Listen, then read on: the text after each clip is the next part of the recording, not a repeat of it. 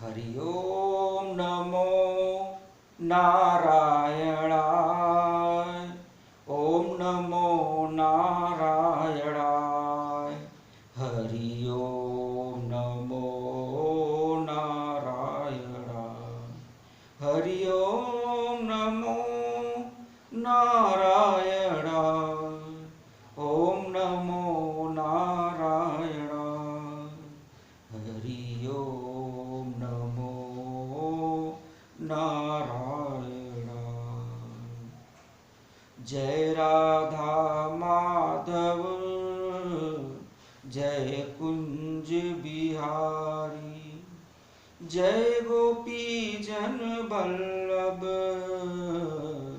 जय गिरिवरधारी। यशोदानंदन व्रज जन रंजन। जमुना तीर बनचारी। जय राधा माधव जय कुंज बिहारी। जय श्री कृष्ण चैतन्य प्रभु नित्यानंद। श्री अद्वैत गदाधर श्रीवासादि गौर भक्त वृंद। हरे कृष्णा कृष्णा कृष्णा हरे हरे। हरे रामा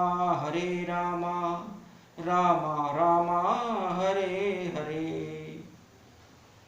भगवान श्री कृष्ण से प्रार्थना।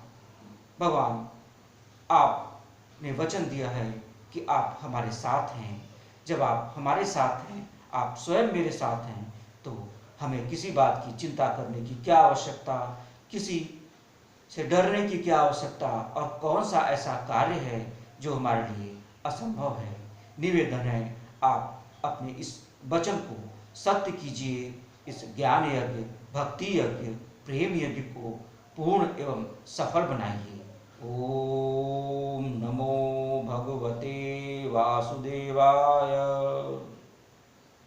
तो आइए महाराज, भगवान श्री कृष्ण राधा रानी के चरण कमलों की वंदना करते हुए, अपने माता पिता के चरणों की वंदना करते हुए, परम पूज्य सदगुरुदेव के चरणों की वंदना करते हुए, और आप सभी श्रोता भक्तों और संतों के चरण की वंदना करते हुए आज की कथा में प्रवेश करते हैं।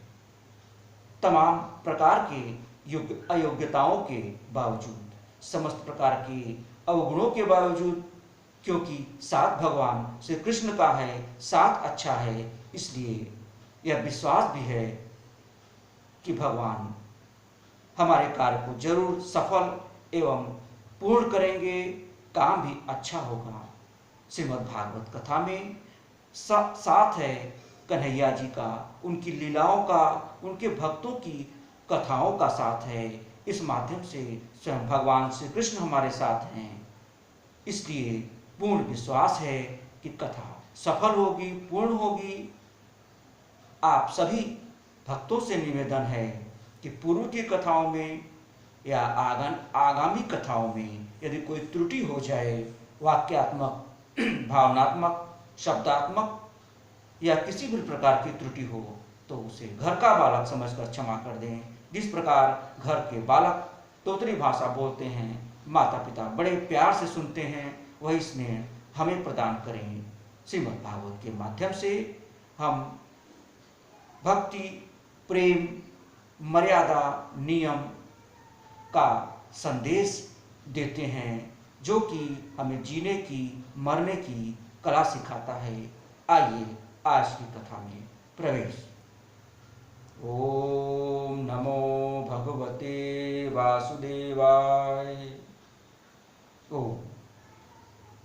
तो महाराज, आज की कथा में संक्षेप में अदिति और कश्यप ऋषि के वंश की चर्चा करेंगे। इसके बाद प्रहलाद चरित्र यानी कि नरसिंह अवतार की कथा। आइए प्रारंभ करते हैं।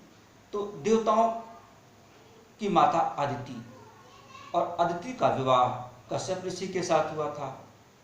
अदिति के कुल 12 पुत्र थे, जो 12 आदित्य कहलाए।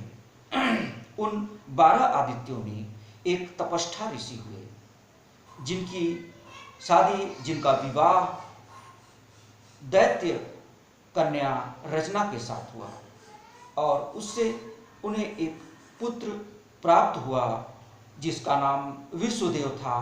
उनके 3 मुख थे। एक बार गुरु बृहस्पति स्वर्ग में गए, वहाँ देवराज इंद्र अपने सिंहासन पर बैठे हुए थे। उन्होंने मद में, घमंड में आकर के बृहस्पति भगवान को प्रणाम नहीं किया। कहते हैं महाराज कि जब परमात्मा नजाकत देता है तो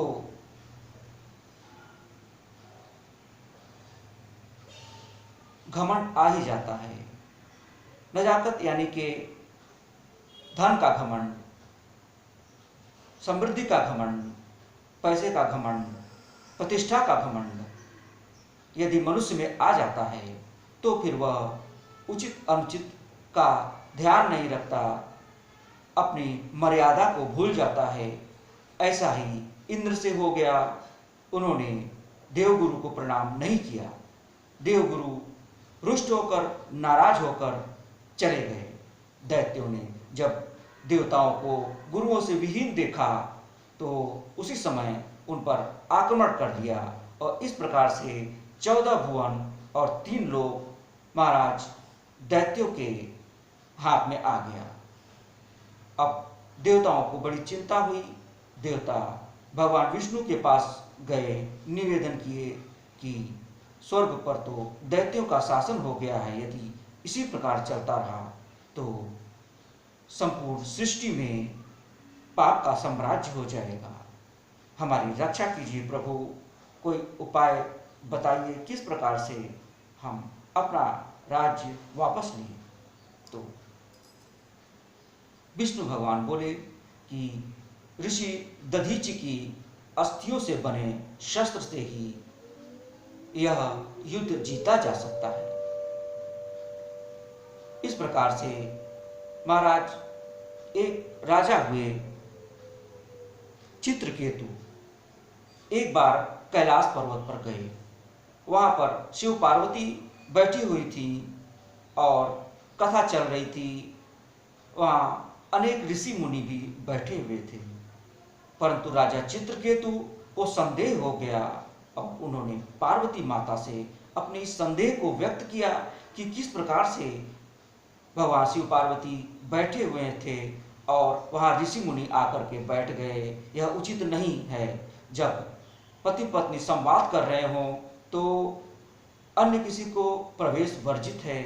तब माता पार्वती ने कहा, ये ऋषि मुनि तो हमारी संतान है, हमारे पुत्र समान हैं। वृत्तासुर के जन्म की यह कथा है कि किस प्रकार से वृत्तासुर का जन्म हुआ। महाराज तो चित्रकेतु के इस बात को सुनकर के पार्वती जी ने उसने श्राप दिया कि तुमने मेरे पुत्रों समान ऋषि मुनियों को संदेह के घेरे में देखा, संदेह किया है, इसलिए जाओ, मैं तुम्हें श्राप देती हूं कि तुम असुर बन जाओ। तो महाराज उसी समय चित्रकेतु धरती पर आए और वहां यज्ञ चल रहा था। उसी यज्ञ में वह कूद पड़े, आहुति दे दिया और उसमें से वृत्तासुर नामक दैत्य उत्पन्न हुआ। आगे चल करके महर्षि दधीचि की अस्थि से बने हुए शस्त्रों के द्वारा भगवान विश्वदेव ने उनका वध किया। इस प्रकार 3 लोग 14 भुवन पुनः प्राप्त हुआ देवताओं को। तो ये कथा थी संक्षेप में महर्षि कश्यप आदित्य के वंश की। आइए अब प्रहलाद चरित्र की ओर चलते हैं, नरसिंह अवतार की कथा की ओर चलते हैं। तो हिरण्याक्ष का भाई हिरण्यकश्यप था महाराज। हिरण्याक्ष को वराह अवतार में भगवान वराह ने मारा था। हिरण्यकश्यप अपनी भाई की मृत्यु से बहुत दुखी था। वह विष्णु से बदला लेना चाहता था, इसलिए वह अपने गुरुदेव के पास परामर्श हेतु गया। गुरुदेव शुक्राचार्य ने कहा कि तुम जाकर के घोर तपस्या करो, ब्रह्मा जी से वरदान प्राप्त करो, तभी तुम्हारा सपना साकार हो पाएगा, तभी तुम अपना प्रतिशोध ले पाओगे। इस प्रकार से महाराज हिरण्यकश्यप की पत्नी का नाम कयाधु था।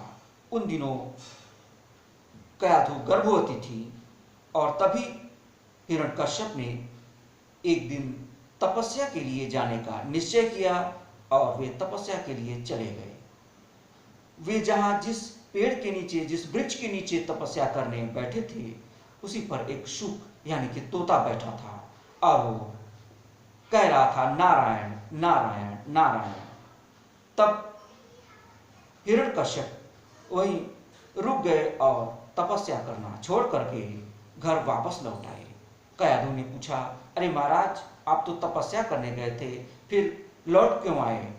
तब हिरण्यकश्यप ने बताया कि महारानी, मैं जिस वृक्ष के नीचे बैठा था उस वृक्ष पर एक तोता बैठा था और वह बोल रहा था नारायण नारायण नारायण, इसलिए मैं वापस चला आया, क्योंकि आज का दिन अच्छा नहीं था।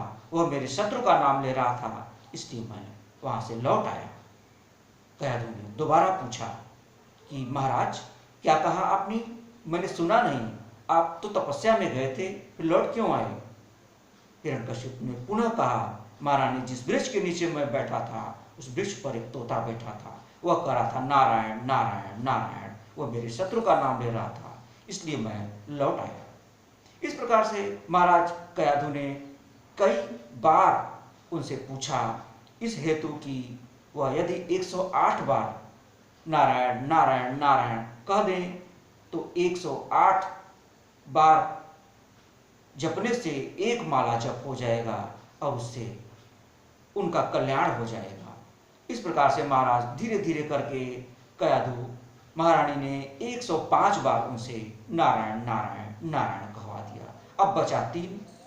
अब तो महाराज डर के मारे हालत खराब, कहीं नाराज न हो जाए। फिर भी कयाधु रात को दूध लेकर जब हिरण्यकश्यप सोने के लिए जा रहे थे तो दूध रखकर दूर से कहा, महाराज क्या बताऊं, स्मरण शक्ति बड़ी कमजोर हो गई है, कुछ याद नहीं रहता है, एक बार अंतिम बार हमें बता दीजिए कि आप तो तपस्या करने गए थे, फिर लौट क्यों आए? अब तो महाराज हिरण्यकश्यप क्रोध में आ गए, बोले, अरे कहा ना, मैं जिस वृक्ष के नीचे तपस्या कर रहा था उस वृक्ष के ऊपर एक तोता बैठा था और वो कर रहा था नारायण नारायण नारायण, इसलिए मैं लौट आया। तो कयाधु माता ने कहा, बस बस महाराज, अब काम हो गया, आप विश्राम करिए।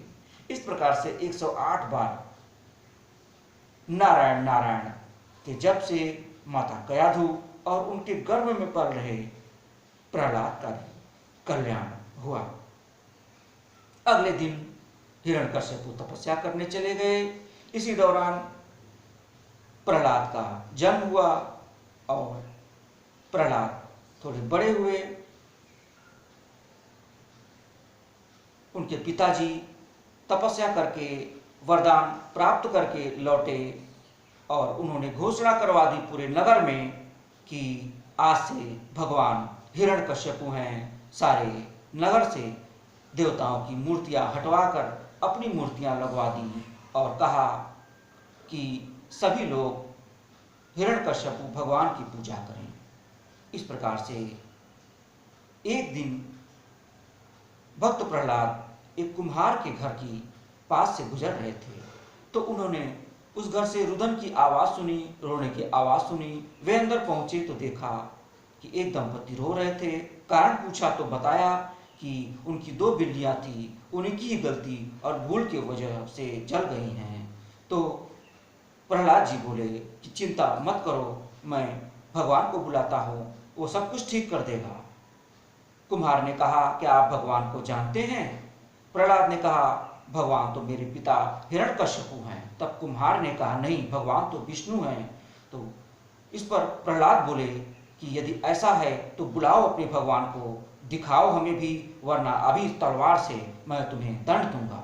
इस पर कुम्हार ने रोकर भगवान को पुकारा। उसी समय साक्षात नारायण प्रकट हुए। यह देखकर भगवान के दर्शन पाकर प्रहलाद के हाथ से तलवार छूट गया और वह चकित रह गए। इसके पश्चात वह महल में आए और नारायण नारायण का जप करने लगे। यह देख करके उनके पिता ने पूछा, यह किसका जप कर रहे हो? उन्होंने कहा, भगवान का जप कर रहा हूँ। हिरण्यकश्यप ने कहा, भगवान तो मैं हूँ। उन्होंने कहा, नहीं, भगवान तो नारायण हैं, विष्णु हैं, हम तो साधारण मनुष्य हैं, इसलिए हमें उनकी पूजा करनी चाहिए। इस पर रुष्ट होकर के उन्होंने दैत्य गुरुओं को बुलाया और कहा कि ले जाओ प्रहलाद को और दैत्यों के संस्कार दो, दैत्यों के शिक्षाएं दो, किस प्रकार से बताओ इन्हें कि मैं भगवान हूँ, मेरी पूजा करें। इस प्रकार से दोनों दैत्य गुरुओं ने प्रहलाद को लेकर के प्रस्थान किया गुरुकुल की ओर। गुरुकुल जाकर के उन्हें बताया जाने लगा कि कहिए हिरण्यकश्यपु नमो नमः, हिरण्यकश्यपु नमो नमः। मगर प्रहलाद बोले, नहीं, ओम नमो नारायणाय, ओम नमो भगवते वासुदेवाय कहेंगे। तभी जब दैत्यों के गुरु जिद करने लगे और प्रताड़ित करने लगे, मजबूर करने लगे प्रहलाद को हिरण्यकश्यप का नाम लेने के लिए, तभी दैत्य गुरुओं की तबीयत खराब होने लगी। तब प्रहलाद ने कहा, ओम नमो भगवते वासुदेवाय कहिए, आप सभी की तबीयत ठीक हो जाएगी। एक बार कहकर तो देखिए। अंत में दैत्य गुरुओं ने उनकी बात मान ली।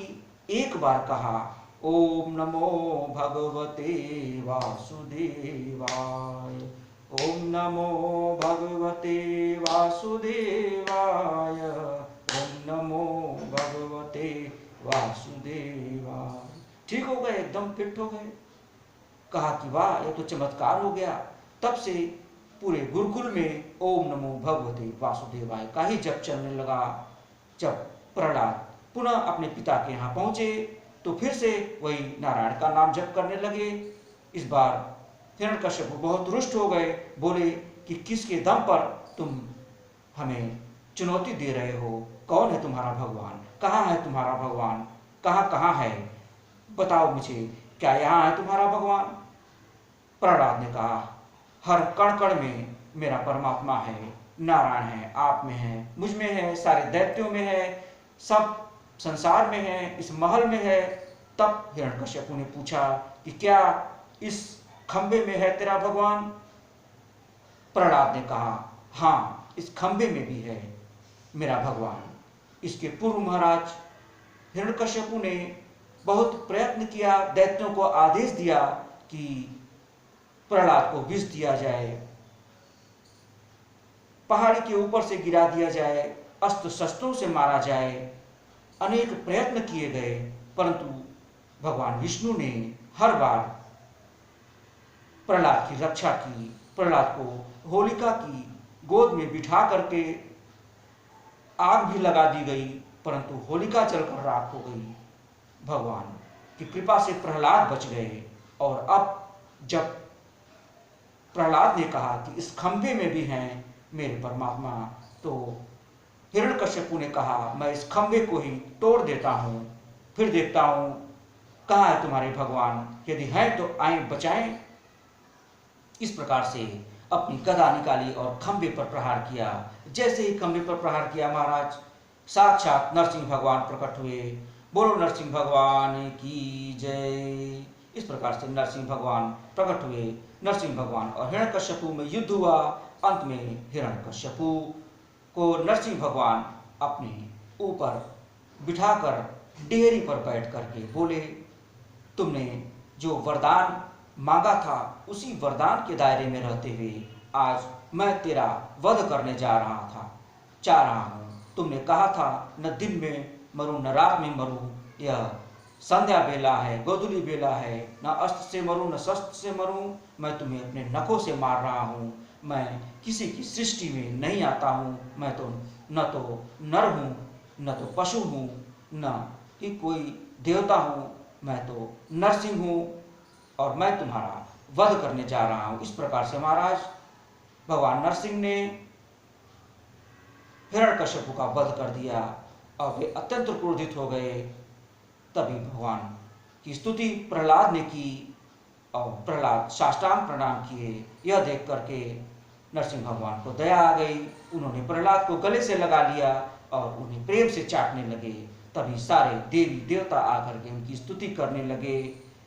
आइए हम लोग भी थोड़ी देर उनकी स्तुति करें, उनको प्रसन्न करें, इससे हमें भी नरसिंह भगवान की कृपा प्राप्त हो।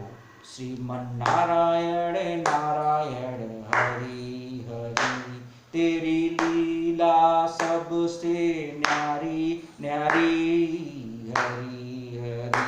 श्रीमन्नारायण नारायण हरि हरि, भजमन नारायण नारायण हरि हरि। मेरा हरि है हजार हाथ वाला, ओ दीन दयाला, हरि है हजार हाथ वाला।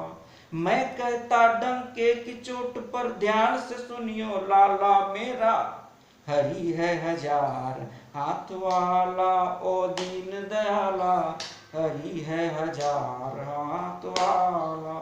बोलिए श्रीमद् भागवत महापुराण की जय। राधा कृष्ण की जय। सावरिया सेठ की जय। मथुरा वृंदावन धाम की जय।